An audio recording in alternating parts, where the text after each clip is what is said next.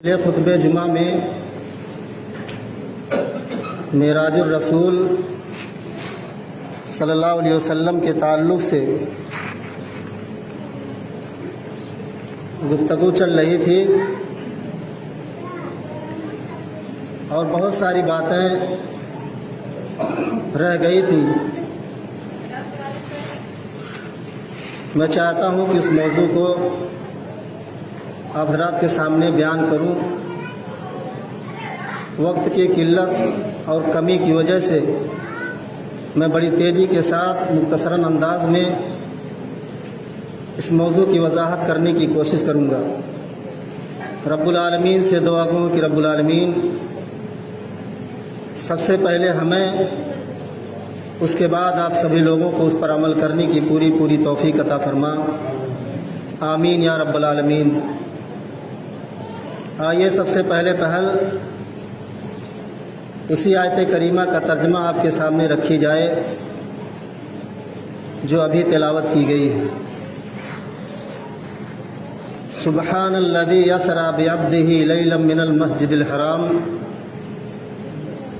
پاک ہے وہ ذات جو اپنے نبی جناب محمد رسول اللہ صلی اللہ علیہ وسلم کو لے گیا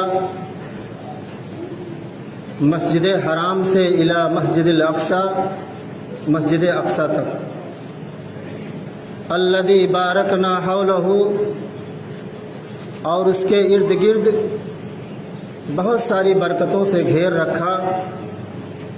کس لیے گھیر رکھا؟ لنریہ من آیاتنا انہ هو السمیع البصیر، تاکہ رب العزت اپنی نشانیاں اپنے بندوں کو دکھلائے۔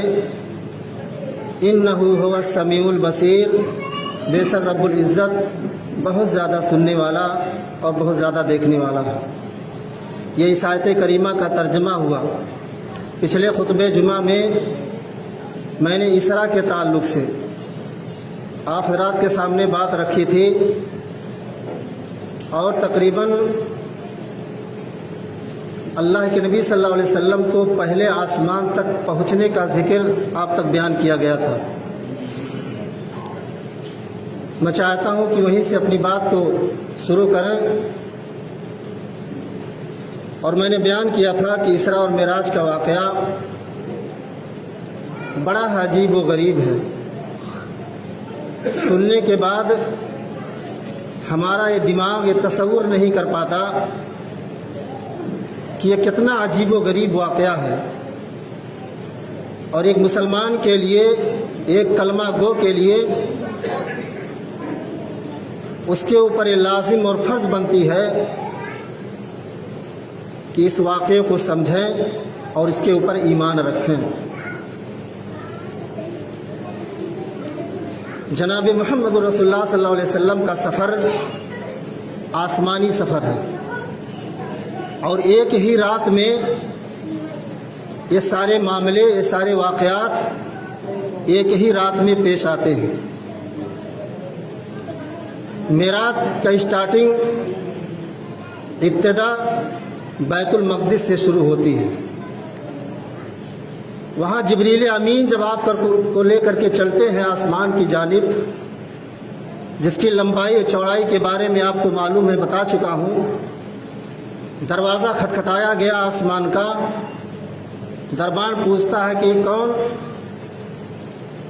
حضرت جبریل فرماتے ہیں کہ میں جبریل فرشتہ ہوں، اور میرے ساتھ جناب محمد رسول اللہ صلی اللہ علیہ وسلم ہے۔ دربان دروازہ کھول دیتا ہے۔ اللہ کے نبی جناب محمد رسول اللہ صلی اللہ علیہ وسلم پہلے آسمان پہ قدم رکھتے ہیں۔ وہاں آپ کی ملاقات دادائے امجد حضرت آدم علیہ السلام سے ہوتی ہے۔ اللہ کے نبی صلی اللہ علیہ وسلم ان سے سلام کرتے ہیں، وہ آپ کے سلام کا جواب دیتے ہیں۔ پھر عجیب و غریب بات، حضرت آدم علیہ السلام کو اللہ کے نبی صلی اللہ علیہ وسلم نے دیکھا کہ وہ رو رہے ہیں۔ دائیں جانب دیکھتے ہیں تو رو دیتے ہیں، بائیں جانب دیکھتے ہیں تو ہنس دیتے ہیں۔ یعنی بائیں جانب دیکھتے ہیں تو رو دیتے ہیں اور دائیں جانب دیکھتے ہیں تو ہنس دیتے ہیں۔ اللہ کے نبی صلی اللہ علیہ وسلم نے یہ ماجرا حضرت جبریل سے پوچھا، یہ کیا معاملہ ہے؟ حضرت جبریل جواب دیتے ہیں کہ ان کے دائیں جانب والے ان کی اولاد کی روحیں ہیں جو جنتی ہیں، اللہ رب العالمین نے ان کے عملوں کے مطابق ان کو جنت میں داخل کیے ہوئے ہیں، اور بائیں جانب والے یہ بھی ان کی اولاد میں سے ہیں، یہ جہنمی ہیں۔ آدم علیہ السلام دائیں جانے والی اولاد کو دیکھ کر کے ہنس دیتے ہیں چونکہ وہ جنت میں ہیں، اور بائیں جانے والی اولاد کو دیکھ کر کے رو دیتے ہیں چونکہ وہ جہنم میں ہیں۔ اللہ کے نبی جناب محمد رسول اللہ صلی اللہ علیہ وسلم بیان کرتے ہیں کہ حضرت جبریل میرا ہاتھ پکڑ کر کے دوسرے آسمان پہ جب چڑھے، دوسرے آسمان پہ بھی دروازہ لگا ہوا ہے، دروازہ کھٹکھٹایا، حضرت جبریل نے کھولا گیا۔ اللہ کے نبی صلی اللہ علیہ وسلم دوسرے آسمان پر قدم رکھتے ہیں، وہاں آپ کی ملاقات حضرت عیسیٰ علیہ السلام اور حضرت یحییٰ علیہ السلام سے ہوتی ہے۔ دو پیغمبروں سے ملاقات دوسرے آسمان پہ ہوتی ہے۔ حضرت جبریل کہتے ہیں اللہ کے نبی آپ ان پیغمبروں کو، ان رسولوں کو سلام کریں۔ اللہ کے نبی سلام کرتے ہیں، وہ لوگ مرحبا اہلاً و سہلاً پیش کرتے ہیں، اے اللہ کے نبی آپ کا آنا مبارک ہو، آپ کا آنا اہلاً و سہلاً ہو، خوش آمدید ہو، اچھا ہوا آپ آئے، آپ تشریف لے آئے۔ دوسرے آسمان پر یحییٰ اور عیسیٰ علیہ السلام سے ملاقات ہوئی۔ اللہ کے نبی بیان کرتے ہیں اس کے علاوہ اور کچھ بات ان رسولوں سے نہیں ہوئی۔ پھر تیسرے آسمان پر حضرت جبریل لے کر کے چڑھتے ہیں، وہاں تیسرے آسمان پر بھی دروازے لگے ہوئے ہیں، دروازہ کھولا گیا، وہاں آپ کی ملاقات یوسف علیہ السلام سے ہوتی ہے۔ ان سے بھی سلام کرتے ہیں، وہ آپ کے سلام کا جواب دیتے ہیں، اہلاً و سہلاً مرحبا پیش کرتے ہیں۔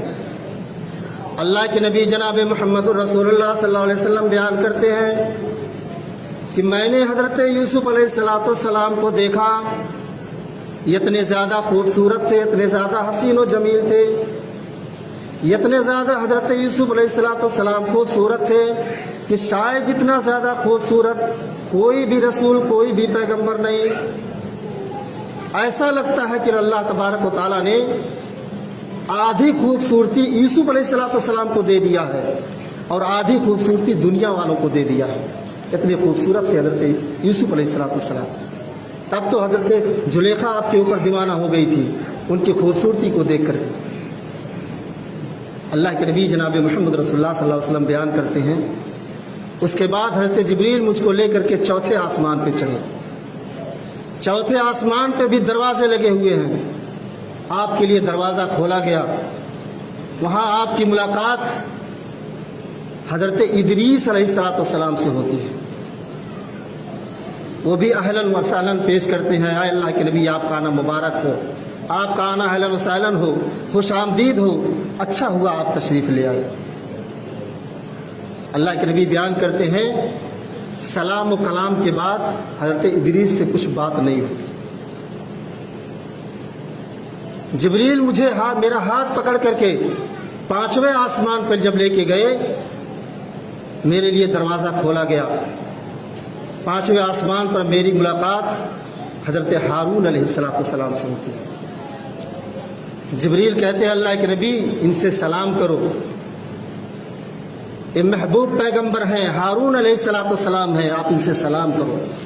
اللہ کے نبی جناب محمد رسول اللہ صلی اللہ علیہ وسلم حضرت ہارون علیہ السلام سے سلام کرتے ہیں، وہ جواب دیتے ہیں وعلیکم السلام یا ابن صالح، اے نیک اولاد تجھ پر اللہ کی رحمت ہو، تجھ پر سلامتی ہو، وہ اہلاً و سہلاً پیش کرتے ہیں۔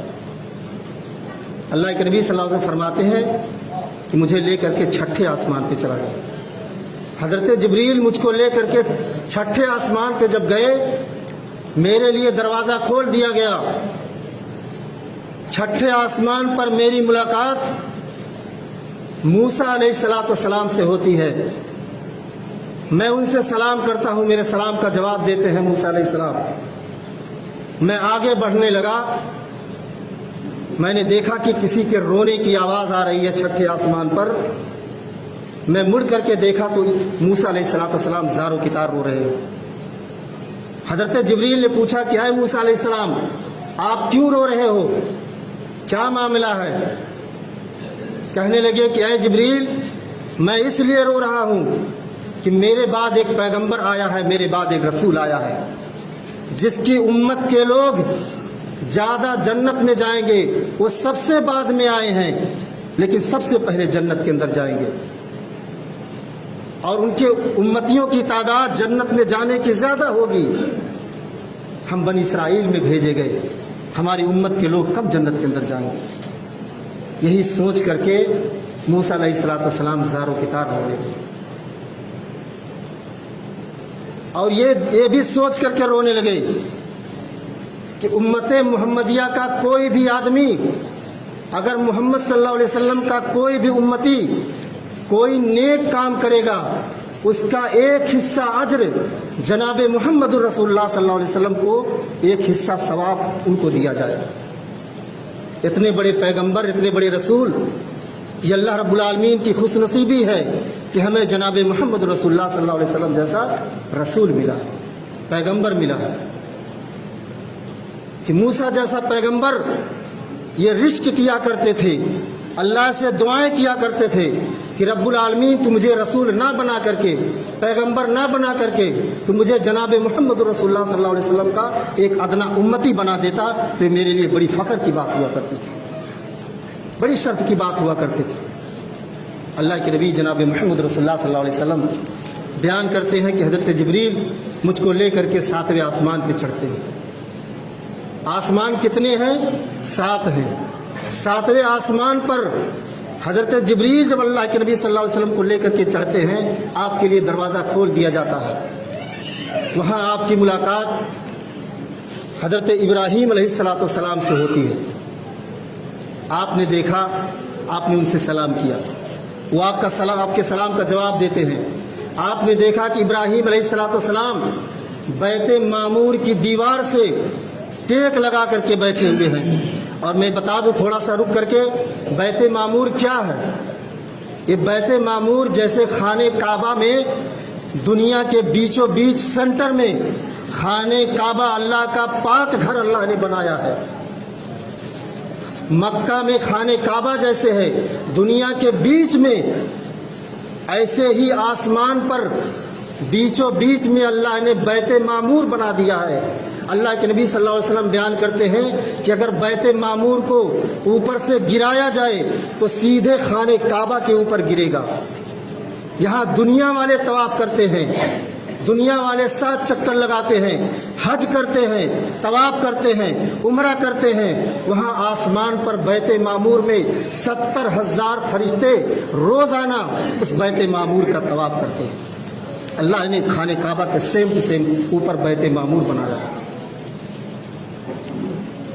اور اس بیت معمور میں جو فرشتہ ایک مرتبہ چکر لگا لیتا ہے، دوبارہ رہتی دنیا تک تا قیامت تک اس فرشتے کا نمبر نہیں لوٹتا ہے چکر لگانے کا، بیت معمور کا طواف کرنے کا۔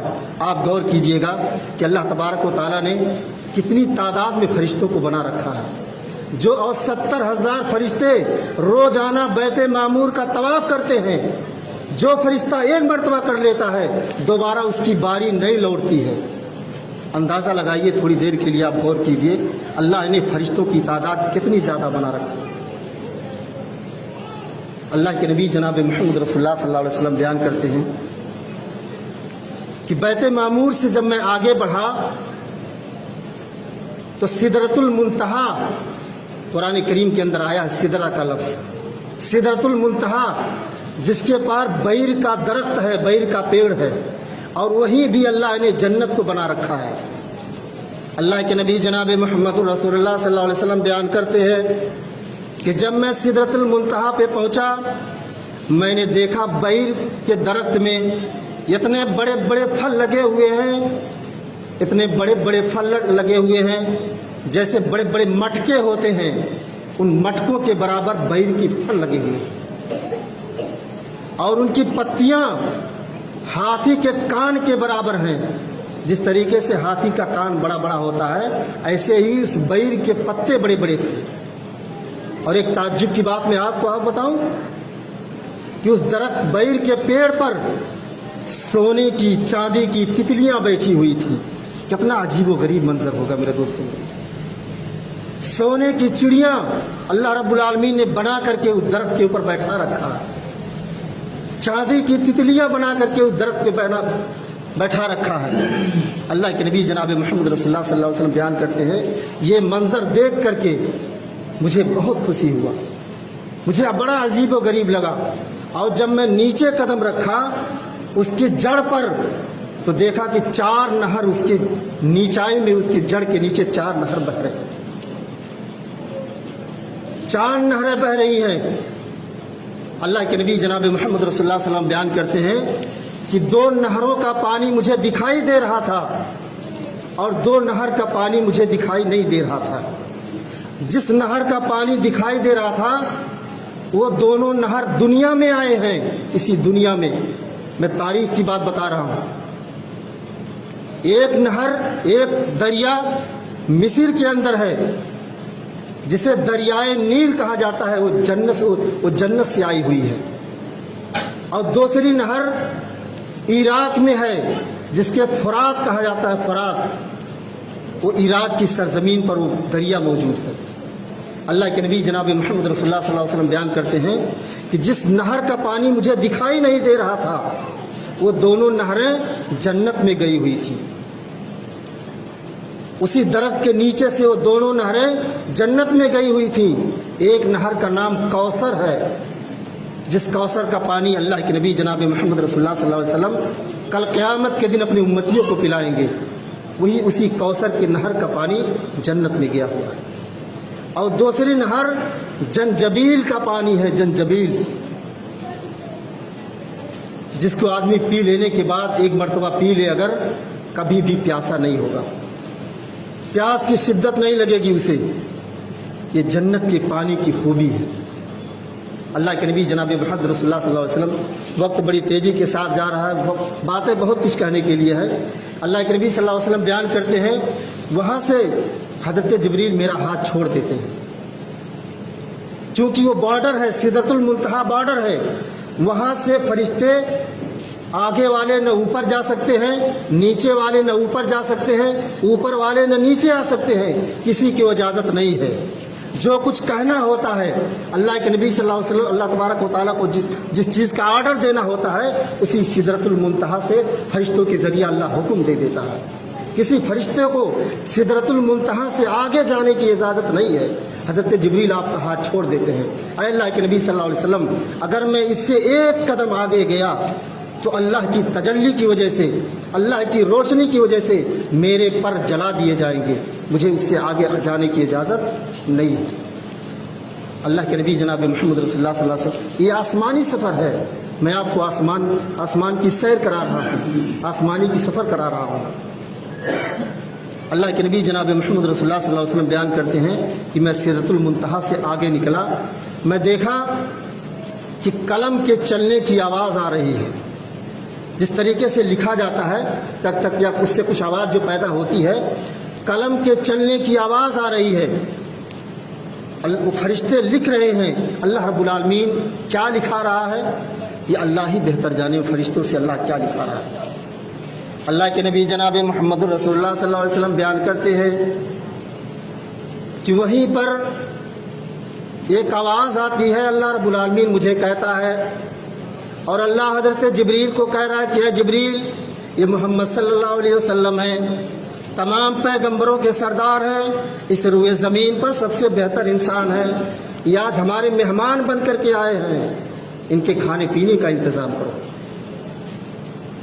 हज़रत जिब्रील आपके लिए पीने के लिए 3 चीज़ें लाते हैं। बैतुल मक़दिस में क्या दिया गया था आपको पीने के लिए, आपको याद नहीं होगा, ज़हन में ये सारी बातें याद नहीं रहेंगी। आपको वहाँ पर शराब और दूध दिया गया था बैत मामूर में पीने के लिए।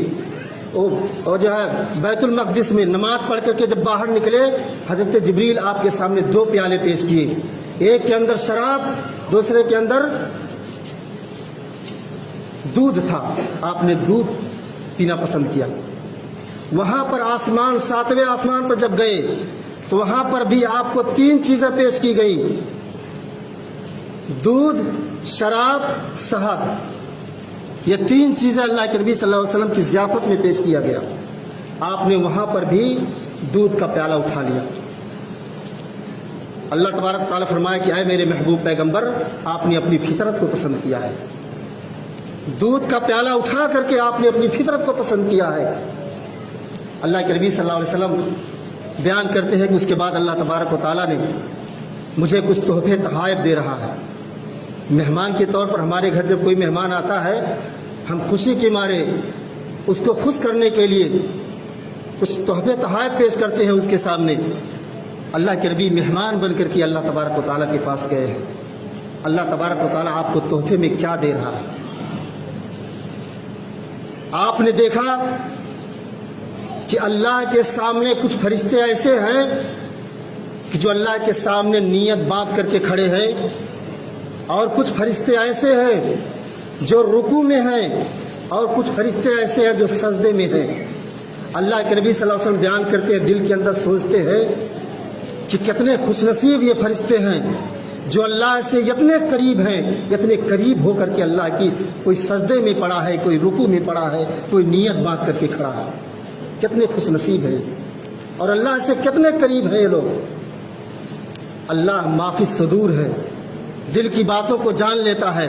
اے میرے پیغمبر، گھبراؤ نہیں، ہم بھی آپ کو تحفے میں یہی چیز پیش کرنے والے ہیں، ہم بھی تحفے میں آپ کو یہی چیز دینے والے ہیں۔ اللہ تبارک و تعالیٰ نے ہمارے نبی جناب محمد رسول اللہ صلی اللہ علیہ وسلم کو پہلا تحفہ جو دیا وہ 50 وقت کی نماز۔ اے نبی، 50 وقت کی نماز آپ کی امت کے اوپر فرض ہے، پہلا تحفہ۔ دوسرا تحفہ سورہ بقرہ کی آخری آیات، آخری 2 آیات، آمن الرسول سے لے کر کے آخری آیت تک۔ اللہ کے نبی جناب محمد رسول اللہ صلی اللہ علیہ وسلم بیان کرتے ہیں کہ سونے سے پہلے جو آدمی سورہ بقرہ کی آخری آیات پڑھ کر کے سوئے گا تو دنیا میں اس آدمی کے لیے ہر چیز کافی ہوگا۔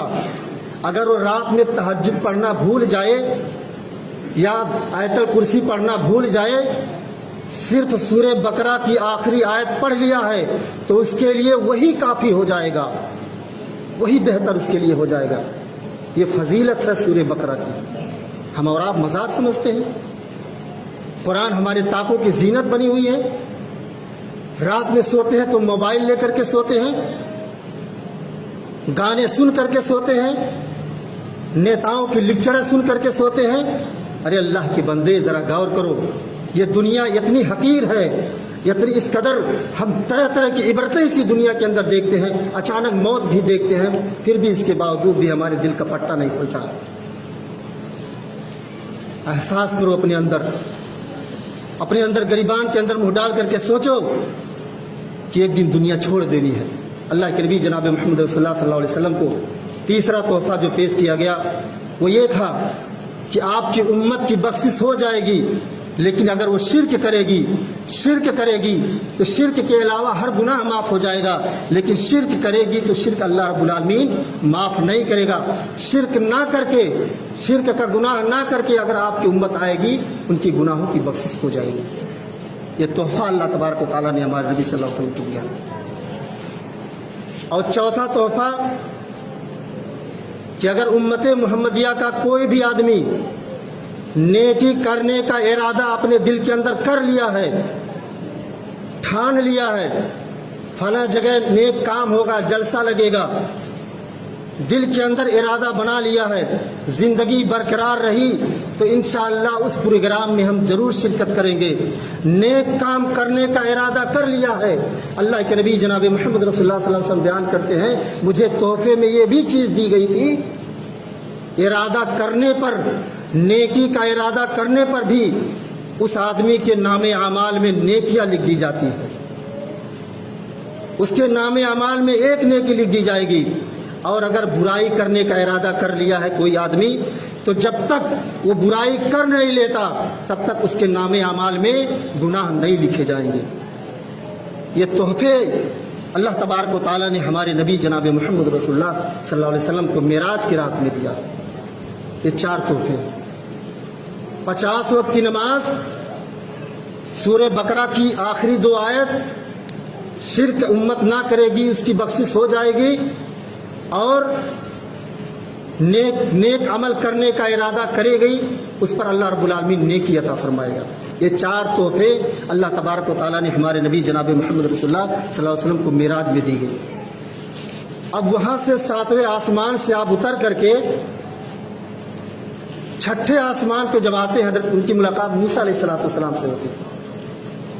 وہ پوچھتے ہیں کہ اے اللہ کے نبی، اللہ تبارک و تعالیٰ نے آپ کو معراج میں تحفے میں کیا دیا ہے؟ وہ کہتے ہیں کہ 50 وقت کی نماز اللہ نے ہماری امت پہ فرض کیا ہے۔ حضرت موسیٰ جواب دیتے ہیں کہ اے اللہ کے نبی، میں بھی دنیا میں جا چکا ہوں اور امتیوں کا ہم بھی مشاہدہ کر چکے ہیں، ہمیں تجربہ حاصل ہے، آپ کی امت 50 وقت کی نماز نہیں پڑھ پائے گی۔ اے اللہ کے نبی، جاؤ اللہ سے سفارش کرو اور نماز کم کراؤ۔ حدیث کے اندر آتا ہے اللہ کے نبی صلی اللہ علیہ وسلم اللہ کے دربار میں 7ویں آسمان پر دوبارہ جاتے ہیں، اللہ سے سفارش کی درخواست